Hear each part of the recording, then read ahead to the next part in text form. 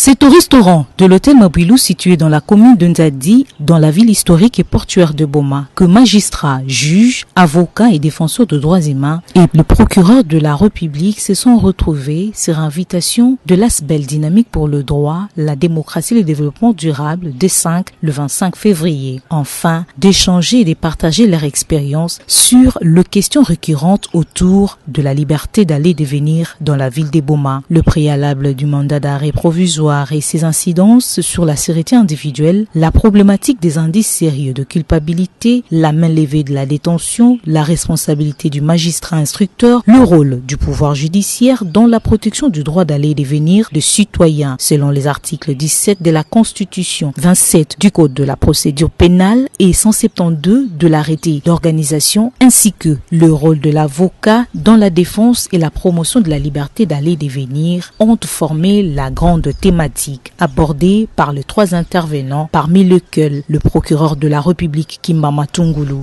Il s'agissait donc pour ces acteurs judiciaires réunis en Carrefour de rechercher les causes des problèmes, de multiples cas de privation de liberté individuelle, de discuter autour de fondements de certains prescrits de la loi, de ramener les uns et les autres à la conscience, mais aussi et surtout de définir les accords de principe sur le cas susceptible d'entraîner la privation de la liberté, tel que le souligne Maître Jean-Baptiste Nsumbu, qui se focalise également sur le rôle des uns et des autres. Nous avons constaté qu'il y a des abus dans le comportement des magistrats, des abus dans le comportement des avocats, et qu'il faille maintenant qu'on partage tous cette question pour que dans l'avenir on améliore les conditions de la liberté des citoyens. Parce que nous retenons que la règle c'est la liberté et l'exception c'est la détention.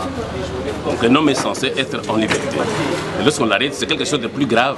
C'est qu'il y a eu des indices sérieux de culpabilité, où sa fuite est à craindre, où il peut se soustraire à l'instruction du parquet pour qu'on examine le dossier et les faits qu'il a pu poser comme infraction. Sortis de la salle très motivés à apporter un changement à leur niveau, juges, magistrats et avocats se livrent en ce sens. Particulièrement, je peux dire que ça a été vraiment bénéfique pour moi. Autour de ces échanges, nous avons beaucoup aussi appris par rapport à la liberté de l'individu d'aller, de venir, comment on peut s'y prendre en tant qu'acteur judiciaire, comment on peut faire les choses, quand est-ce qu'on peut priver la liberté à quelqu'un. Et donc tout ça, ça nous a été vraiment très bénéfique et c'était très bien. Nous supposons que peut-être à l'avenir, s'il y en aura encore, ça nous sera encore davantage. Quand il y a des échanges pareils, ça éclaire tout le monde et nous avons tous le même point de vue. Et quand il y a un problème, à ce moment-là, on ne peut pas avoir trop de débats là-dessus, allant dans le sens de dénigrer, de critiquer tel ou tel autre service. Mais sinon, tout va bien. D'ailleurs, il y a plusieurs doctrinaires qui le disent. Je cite Jean Pradel, qui range parmi les acteurs de justice, les avocats, qui sont là dans leur ministère pour éclairer la lanterne de justice. Ça veut dire quoi?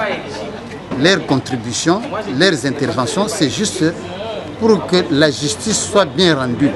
Et à la fin, il y a eu un consensus. Et nous, les avocats, nous avons un rôle à jouer quand on sait. Parce que nous aussi, c'est parfois nous qui amenons aussi les juges, soit les magistrats du parquet, et pouvoir aussi commettre aussi peut-être certains délits. Et voir aussi, côté aussi d'avoir des mesures possibles, comment ils peuvent seulement s'atteler par rapport au principe, ça concerne l'article 7 ainsi que l'article 27. Nous-mêmes aussi, on va aussi sensibiliser les confrères aussi avocats quant à la question. Je sais que les juges à leur niveau, ils vont faire en sorte que nous, tout ce qu'on a relevé comme abus, pour pouvoir essayer de changer. Pour l'ASBEL D5, les attentes sont énormes, ramener les uns et les autres au respect de droits fondamentaux. Précisément, la liberté individuelle reste l'objectif principal pour une amélioration des conditions de la liberté à Boma. Renchéri, Maître François Ngoma, chargé de l'administration de la D5. C'est un débat qui a permis d'élucider certaines zones d'ombre et certains conflits qu'il y avait entre les acteurs, ou sinon tout le monde n'avait pas la même appréhension sur telle ou telle matière, et particulièrement en ce qui concerne la restriction des libertés. On a compris qu'à l'issue du débat, il y a eu une prise de conscience, voilà, même que parmi les leçons ou sinon les recommandations, d'abord en ce qui concerne les participants, ils se sont engagés à avoir la conscience pour améliorer la manière de faire, afin de ne pas priver de liberté certaines personnes, même sans motif. Dans ces projets, nous sommes en train de parler plus de la liberté, de la restriction de liberté, ou sinon le droit d'aller et de venir, qui ne doit pas être restreinte de n'importe quelle manière, parce que la liberté est le principe et que l'arrestation ne serait qu'une exception au principe.